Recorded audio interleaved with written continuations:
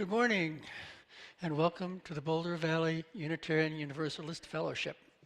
I'm Service Associate Paul Gibb, and my pronouns are he and him, and I'm joined today by Service Leader Reverend Barbara Queeman. Today's music is provided by Ted Coriath, Aaron Patterson, Amy Austin, and Michaela Sievers. Today's tech team is Deborah Mensch, Paula Zimmerman, and Karen Griglak. As I say the welcome words today, this morning, I invite you to really take in these welcome words and imagine how it might change the way you interact with people you are just getting to know. You are all welcome here today, and all the beauty of languages, cultures, skin tones, shapes and sizes, gifts and challenges that come together in your uniqueness, and all the ways you experience and express gender, in the beauty that is who you love and how you love, in all the ways you make your living and the places you are from. With all the traditions that inform your spiritual life, no matter how long you are away, nor how soon you will return, whether you come with laughter in your heart or tears, you are invited to join us with a curious mind, a loving heart, and a willing spirit. If you're new here, we are glad you found us and hope that in this community you can experience the warmth and love of this congregation. Please come back a few times to really get to know us. We have many opportunities during the week for social connection and spiritual growth. Those on Zoom can check out the links in the chat to help you get connected. Those in person can stop by the welcome table in our foyer for fellowship information and our newcomer form. It's also in the QR code in the back of the hymnal. Everyone on Zoom is welcome to stay for casual conversation following the service. If you are here in person, you are welcome to coffee hour in the fellowship hall over there. If you're joining us on Zoom, please feel free to greet each other in the Zoom chat. Those of you in the sanctuary, please take a moment to greet your neighbor.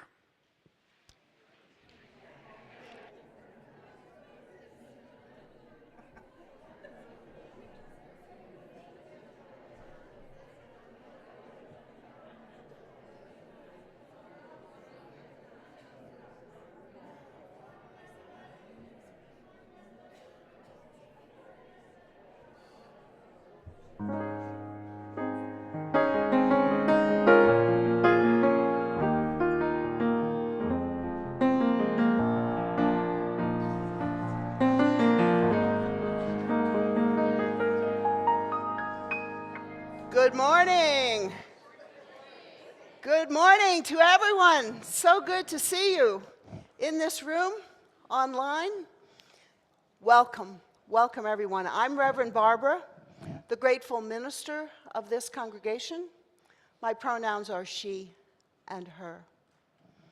It is the tradition in Unitarian Universalism that we light a chalice, the symbol of our faith. As Paul lights our chalice, I invite you to join with me in the words to light the chalice on the screen. We light this chalice for the warmth of love,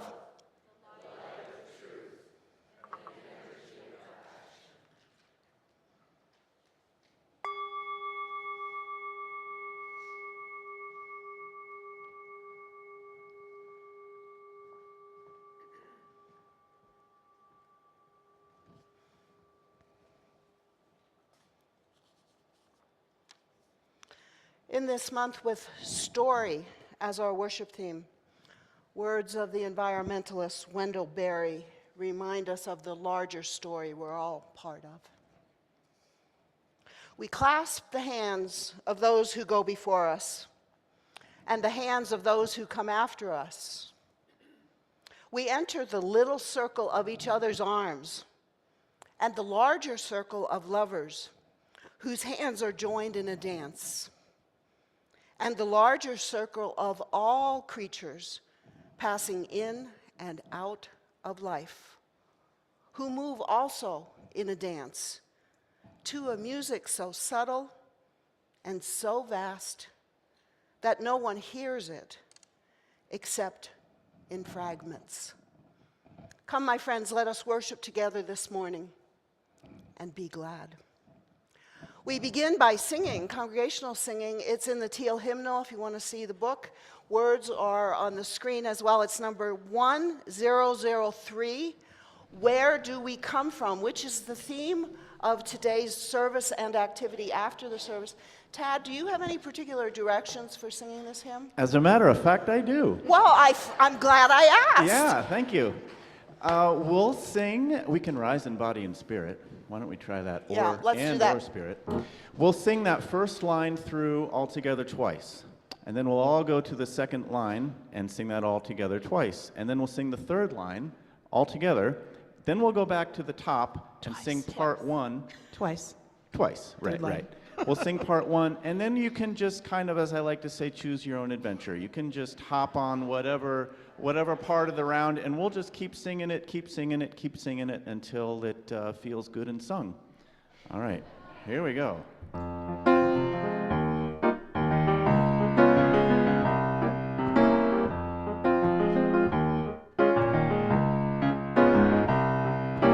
Where do we come from? What are we? Where are we going? Where do we come from? What are we? Where are we going? Part two. Where do we come from? Where do we come from? Mystery, mystery, life is a riddle and a mystery. Mystery, mystery, life is a riddle and a To the top. Where do we come from? What are we? Where are we going? Where do we come from? What are we? Where are we going? Where do we come from? Where do we? Where are we going?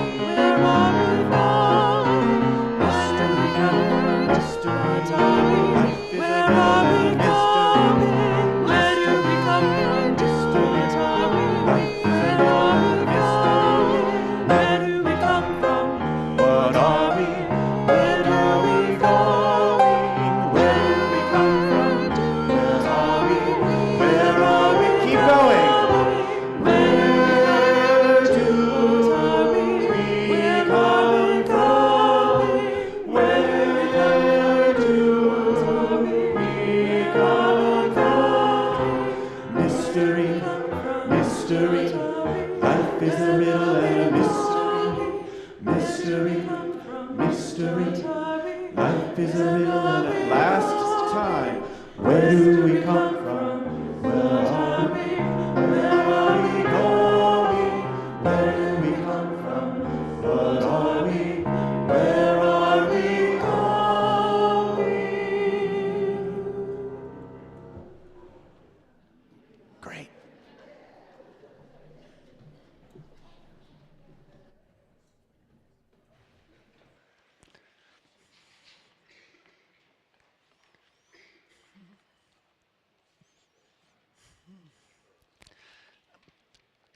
I'd like to recount today what being a Unitarian and then a Unitarian Universalist has meant to me over the past 70 plus years. I started attending Sunday school in a Massachusetts town in 1952 when I was 7. Basically, Winchester Unitarian took on a very lost, dreamy, head-heavy seven-year-old boy, and for the next 11 years helped him discover his connectedness to the universe and the human race. It was in many ways a rationalist church, but part of me sensed something very mystical around me. I had a deep need to feel both spiritual and rational at the same time. And I became a much happier and better person than I would have if I had just followed my parents' demands that I be perfect in every way. When I went off to college, I stopped attending any sort of religious services because I simply didn't have the time. But when I was in my 30s and teaching in a small college, my wife Mary and I joined a UU church, and I immediately felt I had a better connection both to other persons and to myself. The minister there was a bit of a humanist, but his sermons were still very spiritual and moving. After moving to Boulder, Mary and I quickly joined the UU Church of Boulder.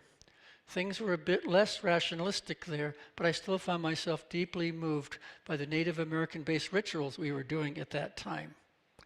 When things fell apart there, we started our own congregation, Open Circle UU.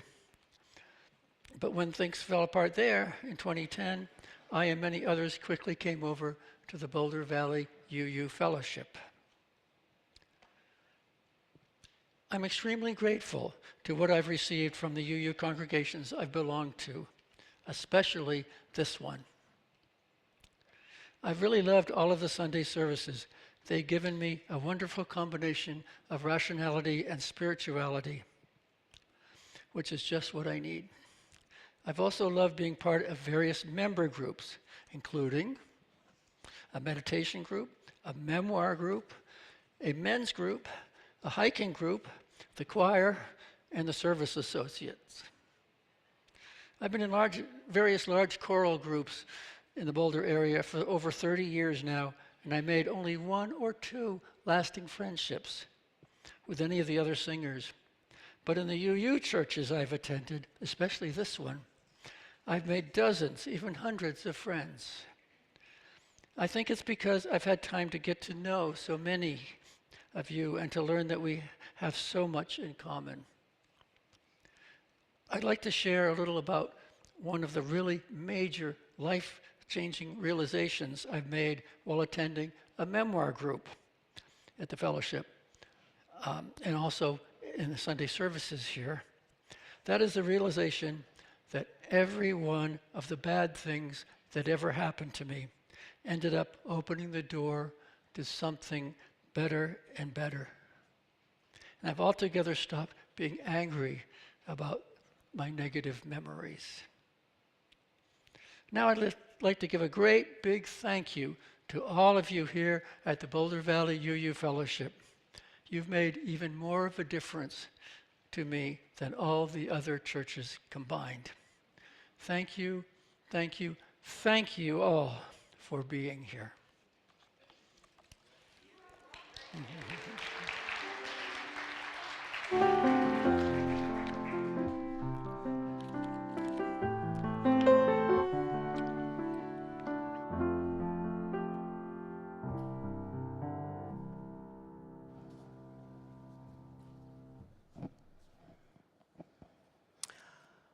We come now to that portion of our service set aside for the sharing of the personal, the joys, the concerns, the celebrations, the challenges.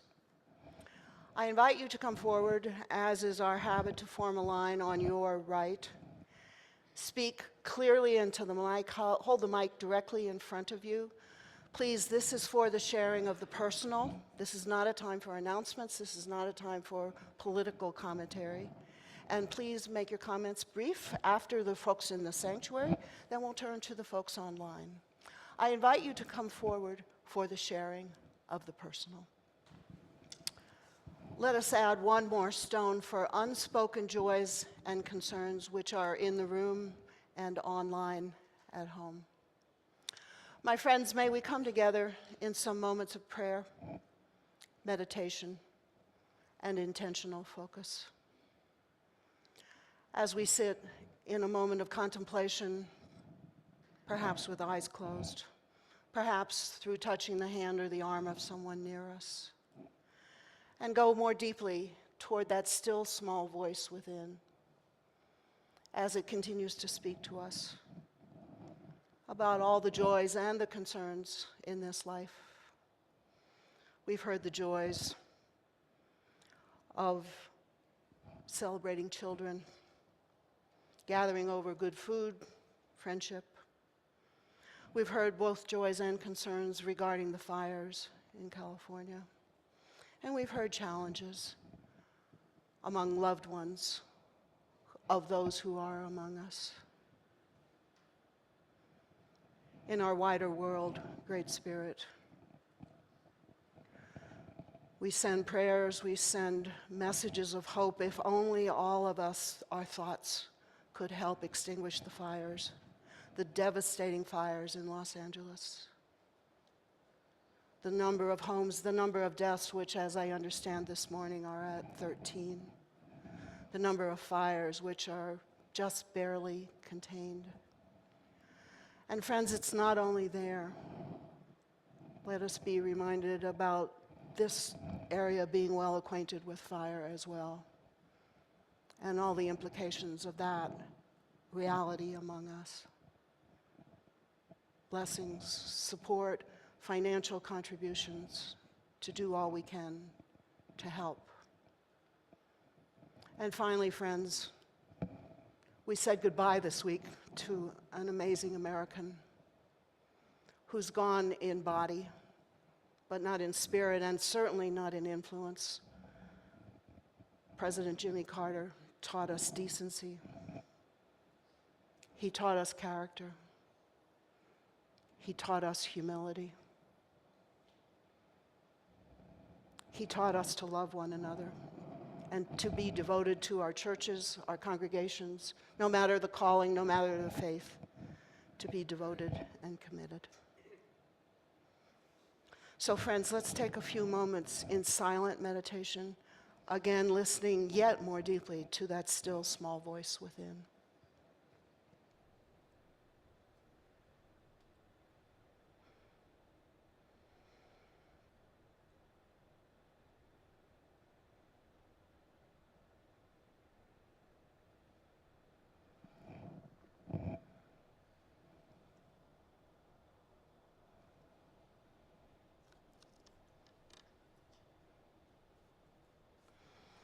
Amen, and blessed be.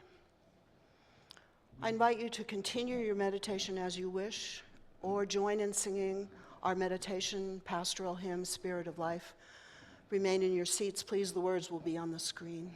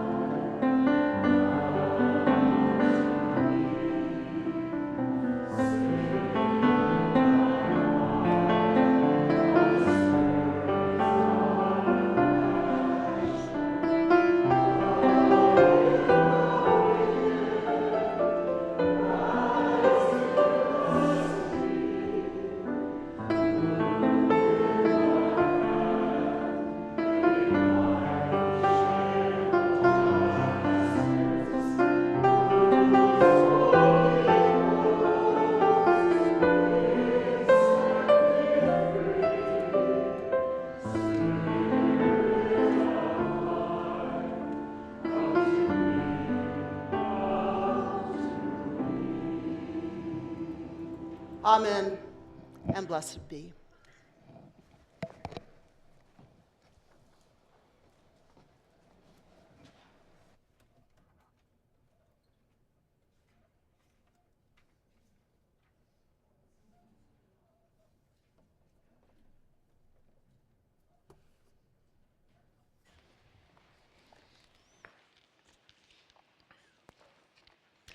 Each week, we remind ourselves of the abundance of our lives and this community by giving half of our plate away to those organizations that share our values. Today, the half plate is for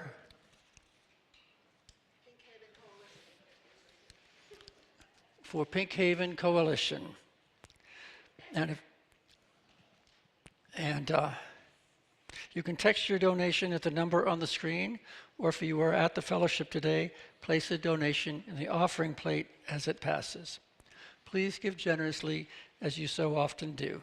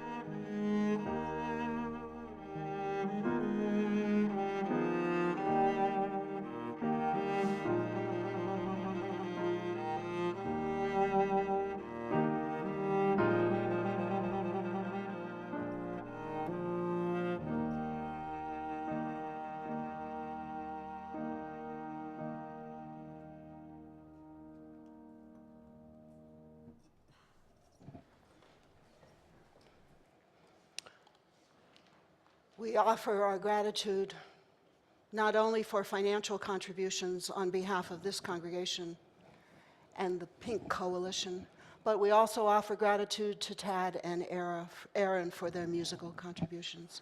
On behalf of this congregation, thank you.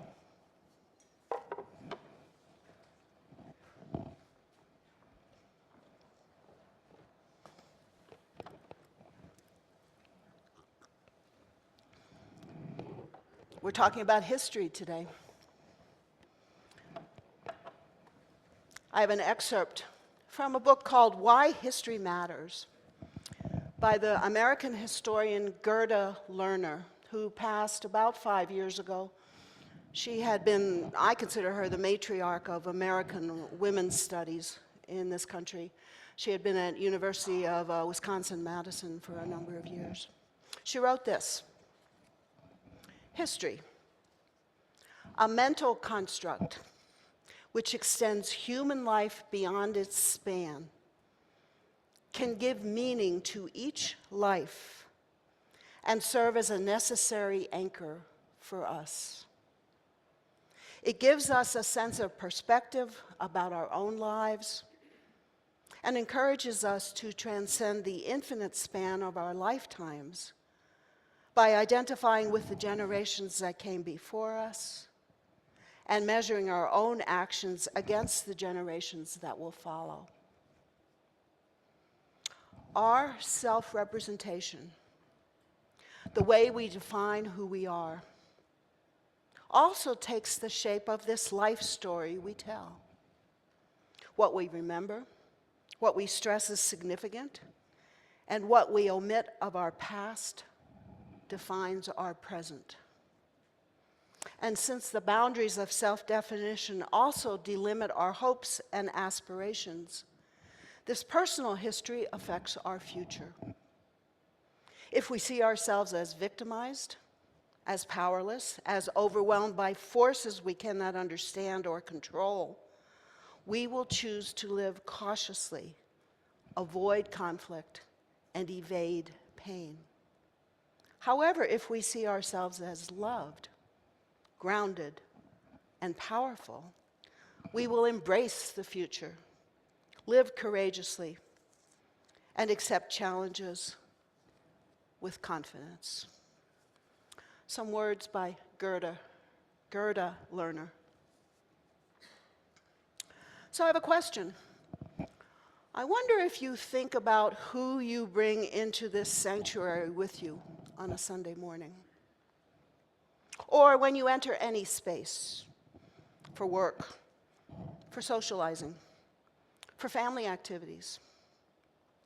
As we consider this month to consider the practice of story, how much are you aware of people and experiences from your past who are still with you, influencing your current attitudes, your actions, and the stories you bring into any setting? What stories that you are consciously aware of are in this room with you this morning, right now? What is with you this morning? And could there be stories you're not even aware of that are influencing your ways of being in the world? We all carry stories with us. I often wonder how many stories are present during this single hour of worship on a Sunday morning. Certainly, they would fill a very large book. Our memories of people and events which came before us matter. Those stories influence the many narratives that make up our lives. Narratives which contribute to how we understand our own identity.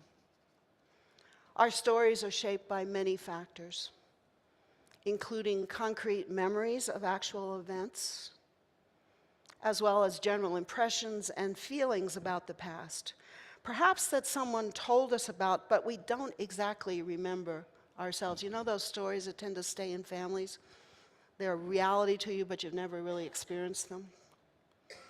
Sometimes stories convey power, affirming positive qualities, or perhaps demonstrating, as we talked about last Sunday, the danger of a single story, that of having only one perspective on the past. Our stories change over time as we acquire new perspectives on life and our interactions with other people. Sometimes stories persist over time and across cultures, so they're so universal that we tend to refer to them as myths, stories which convey eternal truths about life. Stories about the past we often refer to as histories. Get it? Histories? Echoing our opening hymn, our stories explain where we came from, who we are now, and where we are going. So indeed, the past matters. History matters. History is those events that came before us, and perhaps even more importantly, how we interpret those events. History connects us with the past, to the present, into the future. History brings the past into the room with us, perhaps tangibly, or perhaps in ways that we're not really aware of. For me, history is spiritual practice. In one of my opening sermons here, I talked about spiritual practice, which has a wide range of interpretations and definitions. I explain spiritual practice as those intangible connections at 4 levels. Connections within myself, from me to other life, from me to Mother Earth, and to some mystery outside myself that some days I call God, some days I call mountain. When I'm spiritually tuned, I'm not alone. I am connected with all life. And so I can say the same about history. When I am doing history, either reading or researching or writing, I'm not alone. There's always someone in the room with me, like the early Universalist woman minister Lydia Jenkins, whose life story I'm writing currently. We heard in that reading from Gerda Lerner how she understands history also as connections. The many histories that make up who we are today are always on our hard drives. They won't go away. We can't erase them.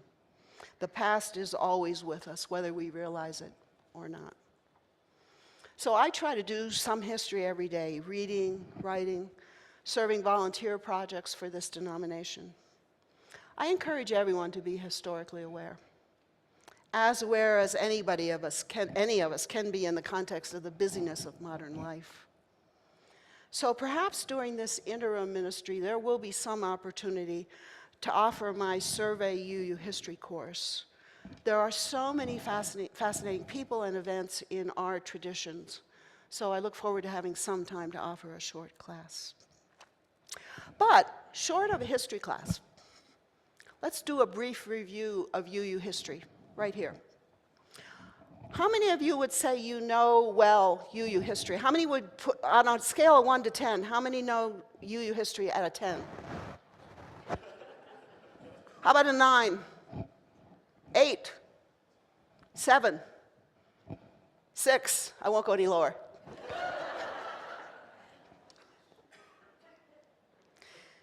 So many people have come before us in Unitarianism and Universalism, which merged in 1961 to form this merged denomination.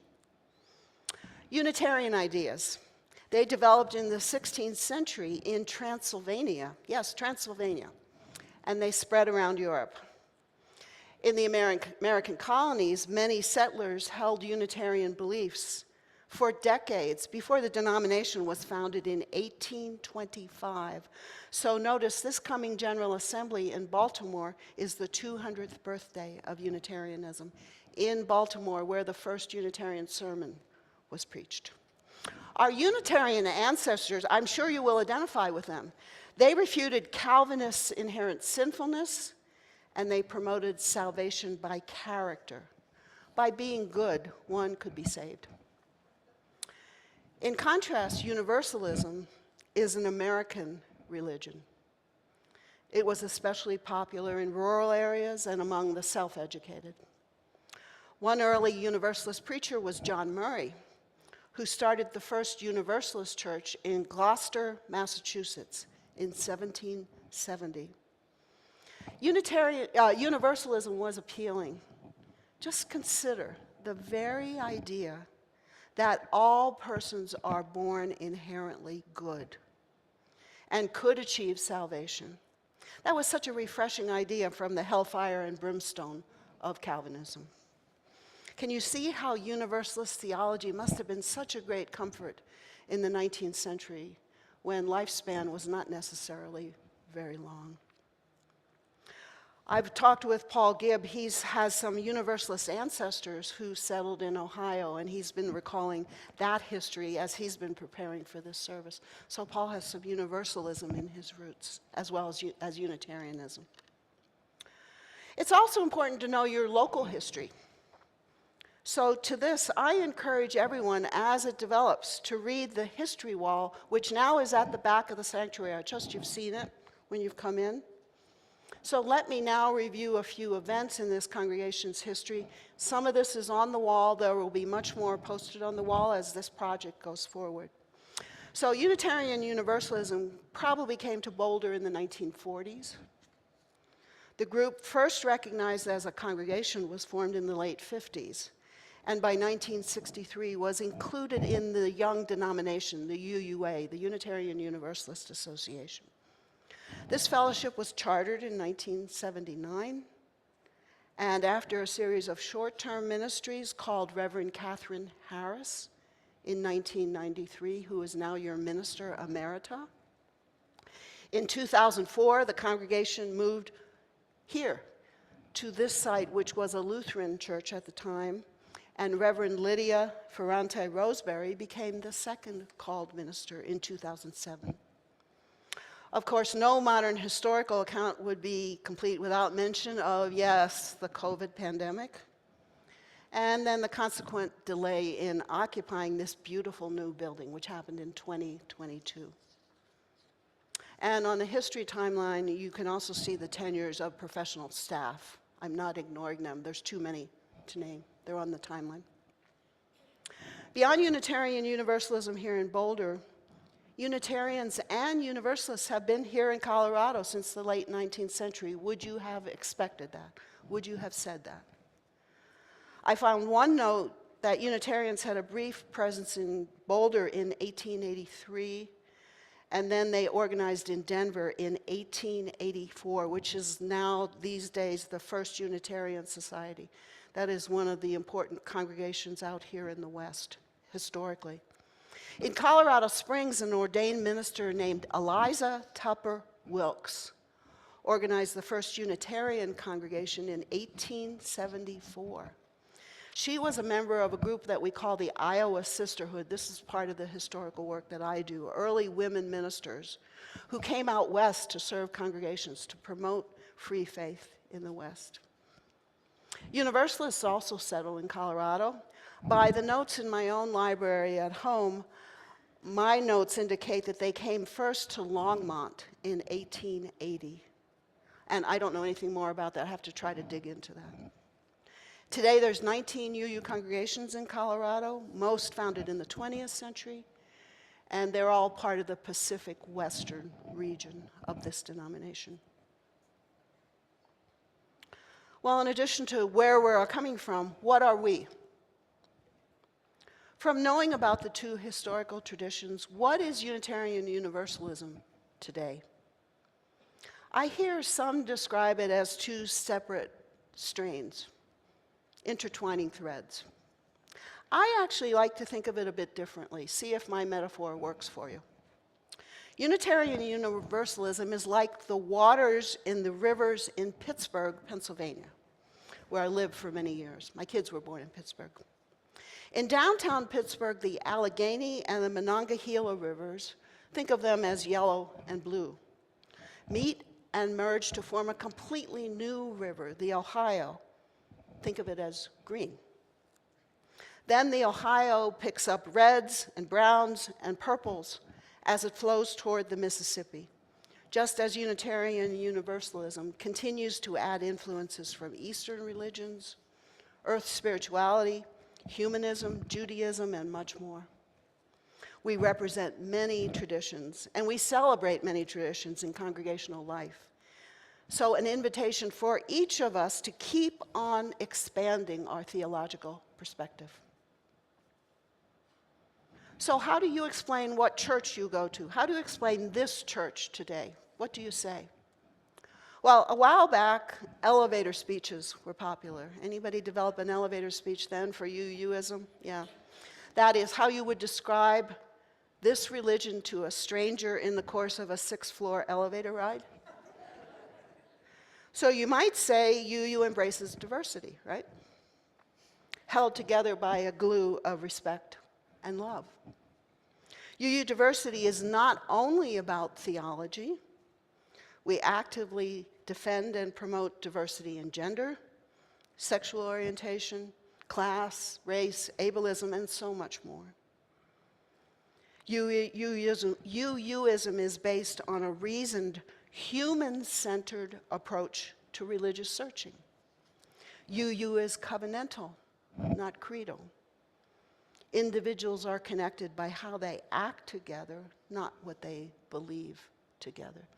So just some of the details you could put in your elevator speech. What is this congregation today? What is the core identity of this congregation? Most congregations have a core identity. that explains the culture, a commitment to social justice, or families, or being academically oriented. Core identity, it's often expressed through a mission statement and lived out through an all-congregation covenant statement. So discerning your identity, or maybe revising your identity and covenant, is one of the central tasks of interim work, the reason that we are in this transitioning period. We'll talk more about covenant on February 1st, Saturday, February 1st, during the workshop of the meeting of the minds and hearts. Is that what we're calling it right now? The meeting of the minds and hearts, when we will work on, beginning work on the all-church covenant. So where is this denomination going? I can't say with assurance. Through COVID, this faith experienced so many changes. And more broadly, religion and ministry in American life is still going through profound changes.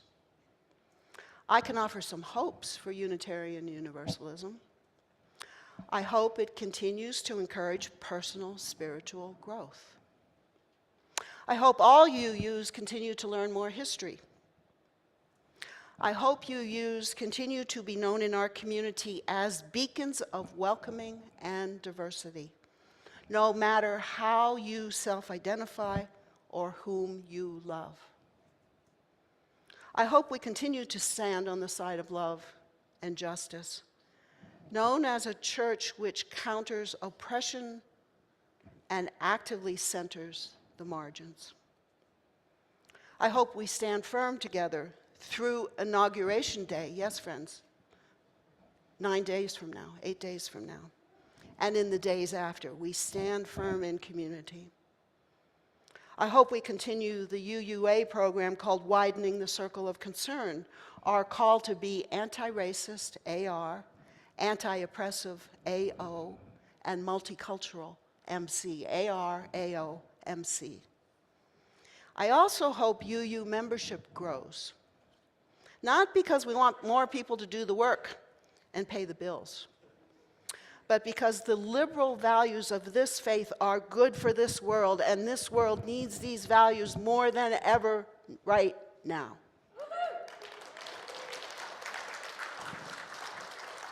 I want liberal religion to be here for the future of my children and their children after them. And I also hope we continue to explore privilege. Even with all our amazing projects countering oppressions, I still believe the biggest challenge as a denomination is classism, which unconsciously sets up barriers that keep some people out, not just today, but through our history, especially through our history, so many instances of class distinction. And then finally, the question to ask you is, where is this congregation going? A key question during interim time. What lies ahead? And what role do you play in the future? Perhaps you want to keep on doing what you've been doing. Or you want to explore some new areas for volunteering. Perhaps some you thought you had no talent for. Maybe working with the children, singing in the choir, getting involved in denominational activities. I hope you see limitless possibilities in your future. And to that, everyone here in person today is encouraged to attend the History Wall workshop after the service. A light lunch will be served for those attending the workshop beginning around 11:15, and then around 11:45 we'll convene at the back of this room. And may I ask, when you over in this area, notice where I'm pointing right now, over toward my right, about 50 or 60 chairs, if you could turn them to face the history wall, but not too close up because we need the space back there in front of the wall. So around 11:15, a light lunch, 11:45, the workshop will begin. The wall will remain posted for several weeks. We haven't quite decided how long yet. And I encourage you to come by often and both read the memories of others that are going to be posted there and post your own. If you're not quite clear what I'm talking about, come to the workshop and it'll be clear what's going on. And let's also offer gratitude for the History Wall planners.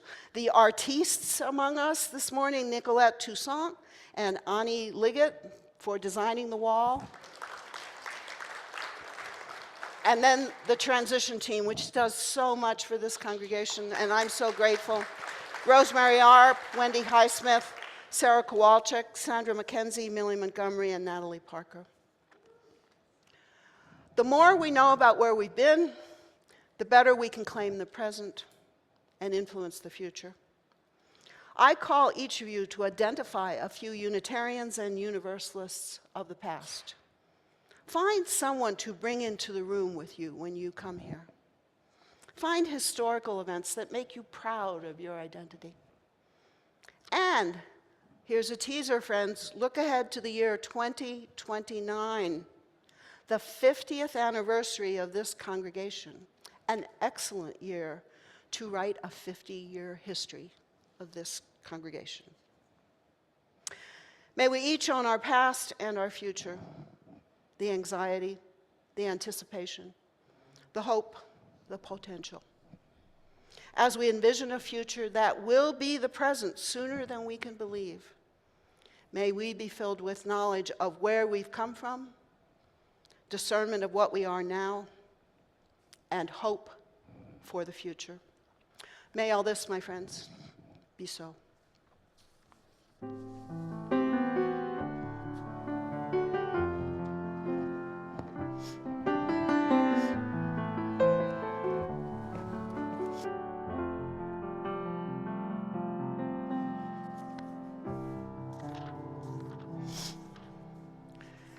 And my friends, we go out singing. Let's sing about keeping that circle going from the past to the present to the future. I invite you to rise in body or in spirit in the gray hymnals. It's number 323. The words are on the screen. Let us break not the circle of enabling love. Number 323, words are on the screen. Sing out lustily.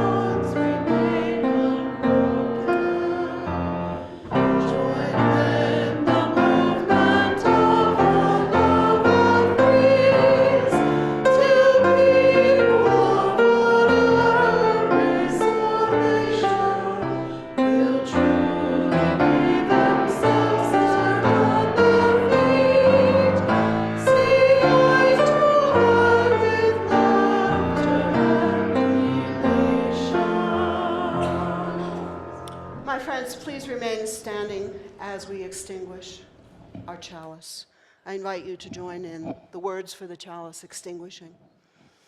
We extinguish this chalice, but not the warmth of love, the light of truth, nor the energy of action. These we carry in our hearts until we meet again.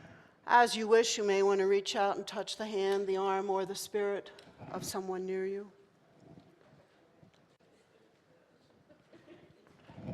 For those of you who have come here seeking God, may God go with you. For those of you who have come here seeking life, may life return your affection. For those of you who have come here seeking a better way, may that way be found and the courage to take it step by step. When you leave here this morning, my friends, go in peace. When you return to this sacred space, return in love and in hope and in communion and compassion with one another. Amen. Shalom. Salam. Namaste. Blessed be. I invite you to resume your seats, and now, in keeping with our new protocol, I invite Paul Austin as board member to offer this morning's announcements. Thank you, Paul. Yeah. Yay. Hi, I'm Paul Austin, one of your board trustees, and Barbara did a wonderful job giving my announcement, which is I look forward to everyone participating in the history wall here. It is an opportunity for you to take your personal story and put it on that wall wherever it may fall. And so just again, thank you to all the people that put this together, because that's quite an amazing project right there. So I will be at the back door to greet anyone that doesn't know who I am. I'd like to meet each and every one of you that I've not met before. Thank you.